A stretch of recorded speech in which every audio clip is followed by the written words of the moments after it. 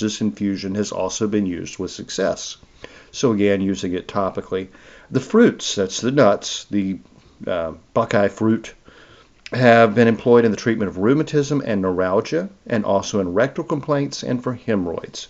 Again, tightens the tissue and helps, actually has an analgesic effect. It helps with the pain. Brother Aloysius, who I believe was Swiss, said horse chestnuts and flowers are used medicinally. The fresh plucked flowers steeped in 75% alcohol are an excellent remedy for rheumatic pain. The affected area should be rubbed twice daily with this tincture. So he essentially made a liniment out of it. Chestnut powder carried in a linen bag over the heart is to be recommended for cramps. Now, this is old folk medicine. Usually they're actually talking like angina, like the chest pains that you get. They call them like cramps of the heart, essentially. Very finely powdered chestnut is an excellent snuff. The powder is most efficaciously taken for colic and cramps. Again, I'm cautious about internal use. And back then, snuff was a powder taken up the nose. I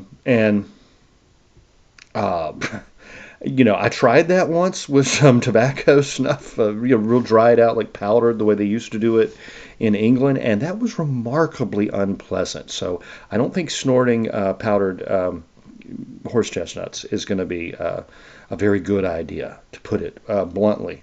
There's a reason why our ancestors figured out it was a lot more pleasant to put tobacco in their mouth than up their nose. The dose is 2 to 3 pinches a day. Chestnut powder mixed with vinegar and barley meal cures hardened breasts and dissolves clotted milk. That's that's in nursing mothers, I meant to say. The powder alone is an excellent remedy for headaches and eye complaints and should be sniffed up the nose. Again, probably not the most pleasant way to use it or the safest way to use it. But Resources of the Southern Fields and Forests, which is like my favorite American book about plants of all time. Not sure if I mentioned this one before on this show. I've talked about it a lot on my Southern Appalachian Herbs podcast. In the Civil War, the North blockaded the South, and the South was not able to get anything it had relied on as an import. They hired a French botanist to find medicinal or food or fabric or industrial uses, you name it, for every single native plant known in the American South. It is huge. And, of course, this is my backyard. And so it's like the most valuable book to me. It's called Resources of the Southern Fields and Forest.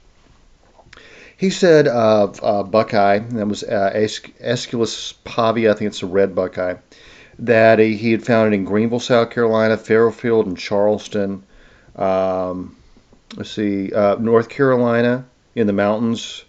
It's all over the place, yeah. So he found it all over the place. Fruit the size of a small lemon and a beautiful polished mahogany color externally. They are pretty, actually, the nuts. It contains a great deal of starch. Dr. Woodhouse prepared half a pint from the nuts, which retained its color for 2 years, and is superior to the famous Portland starch. Now, we don't need to know about that. That was about using it as a dye.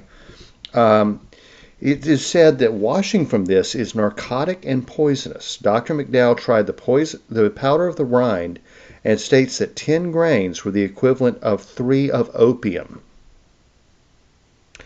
So just putting that out there. Remember, Ms. Greaves said it was narcotic.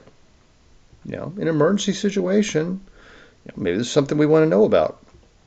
A strong decoction is recommended as a lotion to gangrenous ulcers. So it can help with gangrene, so seriously, infected sores.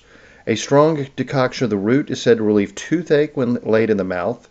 The fresh kernels macerated in water mixed with wheat flour into a paste and thrown into pools of standing water intoxicate fish. Yes, it's an old Native American use as a fish poison, which is completely illegal now, but in a survival situation, it interferes with the fish ability to absorb oxygen through their gills. Many plants do that. Yucca root, so many, actually.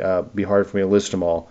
And, yeah, you can get a lot of fish that way in a survival situation, which is why it's illegal. He says they float to the surface and may be taken. But the Buckeye actually doesn't seem to hurt him very much. He says they revived when placed in fresh water.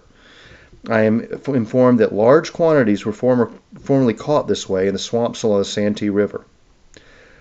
That's where a lot of my family's from, so yeah, that's probably why I know of it so well. The roots are preferred even to soap for washing and whitening woolens, so they have a saponin in them. Used in dyeing cottons, etc. Found to be a color fixative in St. John's, Berkeley County, South Carolina. Yeah, a lot of family history there too. Let's see. King's American Dispensatory, 1898. This is when it was used as official medicine. Tells us the agent influences the nervous and circulatory systems, having a selective affinity for the portal circulation. In overdoses, it affects the cerebrospinal system. Dizziness, fixation of the eyes, impairment of the vision, vomiting, stupor. You really wouldn't want to mess with this. So this is why I really caution about it internally. I am not recommending it taken internally. The dried powder of the nut inhaled causes violent sneezing. Another reason I wouldn't want to put it up my nose. He said with the overdose, coma and finally death. So again, don't take it internally. Really good as a bath or a soak for varicose veins, hemorrhoids, etc., etc. Arthritis, but not internally, in my opinion. The action of the Buckeye is similar to, but more powerful than the horse chestnut. That's a hippocastanum, which is native to Europe. Though some think it less powerful than the latter in effects upon portal circulation, it probably acts more powerfully on the spine than upon the spinal than upon the sympathetic nerves. We're getting really into the weeds here. Let me see if I can get just a specific indication and uses. Used for a sensation of grasping or constriction in the postmanubrial space or the suprasternal notch, cough of a spasmodic character. That's pretty common folk use, but with little expectoration. Asthma, yep, long use for asthma, but again, I don't think internally is a good idea. Let's see, tightness in the chest about the heart, bronchial irritation and constriction, sense of constriction, tightness or uneasiness in the rectum, accompanied with or not with hemorrhoids, intestinal irritation, constriction, colicky pains near the umbilicus. So, again, I don't really think you should use it in any way internally. I think I've said that enough, and we'll just take that for granted now. My friend Jolanta in Austria uses their native horse chestnut. She says, I use the seeds of horse chestnut. It is my home medicine, my laundry liquid, my dishwasher, and material for creative activities with children and grandchildren. As a home medicine, I make a tincture from the fresh horse chestnut seeds, filling 1/3 of a jar with chopped chestnut seeds and adding a high percentage of alcohol, keeping it tightly closed for at least 2 weeks and shaking it daily. I then strain the liquid and pour it into a dark bottle for storage. And I use it for varicose veins. My father and mother suffered from varicose veins, so far I am very lucky and have had no problem at all. And I think it is thanks to the tincture or to my habit to sit with legs up whenever I have a chance. Let's see. She says that for her laundry detergent, she uses the horseradish seeds and also the leaves of green ivy. That's English ivy, Hedera species, and the saponins. They work pretty well. And let's see. Peterson Field Guy said, Ohio Buckeye, traditionally powdered nut in minute doses for spasmodic cough, asthma and tight chest, intestinal irritations, external tea or ointment used for rheumatism and piles, that's hemorrhoids. American Indians put the nuts in streams to stupefy fish, etc., etc. The red Buckeye, the hippocastanum, I believe is the right one. The peeled roasted nuts of this tree brewed into a tea for diarrhea, prostate ailments, thought to increase blood circulation. In Europe, preparation of the seeds are believed to prevent thrombosis and used to treat varicose veins and hemorrhoids. Thought to help strengthen the weak veins and arteries, also used in gastritis and gastroenteritis.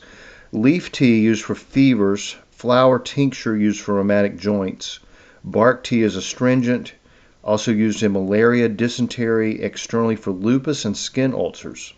Warning, they say of this one, the outer husks are poisonous, but all parts can be toxic, obviously. Physician's desk reference for herbal medicine. This is actually what doctors look at to see if an herb is safe or not, or if it's contraindicated with medicine. It says that health risks or side effects following the proper administration of designated therapeutic doses are not recorded. So believe it or not, the physician's desk reference for herbal medicine says that they haven't found any evidence that it's dangerous, but it cautions that horse chestnut / Buckeye may interact negatively with persons taking warfarin, obviously, salicylates, or other drugs with anticoagulant properties, blood thinners essentially, and that the intake of larger quantities of horse chestnut seeds, in one case of a child who ate 5 seeds, it's a lot, can bring about vomiting, diarrhea, severe thirst, reddening of the face, enlargement of the pupils, vision, and consciousness disorders. So, not sure why that kid would eat 5 Buckeyes, but they did, and apparently didn't die. So, maybe the warnings are a bit overblown, but, I want to treat things with caution. So that's it, y'all. That's it for this week. I'll talk to you next week. Have a good one. The information in this podcast is not intended to diagnose or treat any disease or condition. Nothing I say or write has been evaluated or approved by the FDA. I'm not a doctor. The U.S. government does not recognize the practice of herbal medicine, and there is no governing body regulating herbalists. Therefore, I'm really just a guy who studies herbs. I'm not offering any advice. I won't even claim that anything I write or say is accurate or true. I can tell you what herbs have been traditionally used for. I can tell you my own experience and if I believe an herb has helped me. I cannot nor would I tell you to do the same. If you use an herb anyone recommends, you are treating yourself. You take full responsibility for your health. Humans are individuals and no two are identical. What works for me may not work for you. You may have an allergy, a sensitivity, an underlying condition that no one else even shares and you don't even know about. Be careful with your health. By continuing to listen to my podcast or read my blog, you agree to be responsible for yourself, do your own research, make your own choices, and not to blame me for anything ever.